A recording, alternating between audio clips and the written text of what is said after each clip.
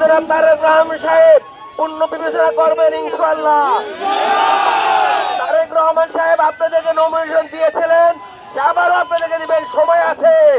কারণ সে চায় না শিবচর ধানের শীষের বাইরে কেউ হোক।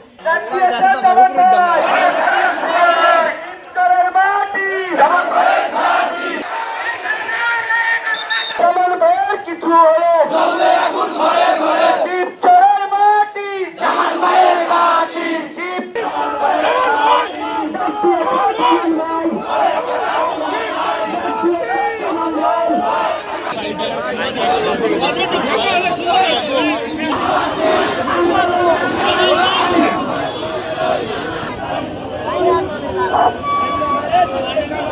তাই নমিনেশন যদি আমাকে দেওয়া হয়, আপনারা জানেন শিবচরে ধানের শীষ অবশ্যই জয়যুক্ত হবে।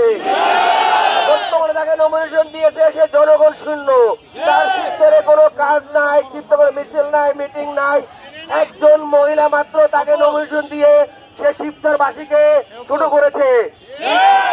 শিবচর কিন্তু ছোট শহর নয়, বাংলাদেশের একটি বৃহত্তম সিটি। শিবচরকে পূর্ণ বিবেচনা করে আমার নমিনেশন আমাকে ফিরিয়ে দেবেন। আজকে আমরা এই দাবি রাখলাম। নেতা আমাদের শিবচরবাসী চেয়েছিল ঢাকা সিলেট হাইওয়ে, ঢাকা খুলনা হাইওয়ে বন্ধ করে দেবে, কিন্তু আমি করতে দেই নাই।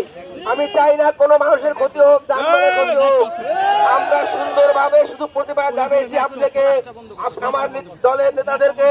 আপনারা বিবেচনা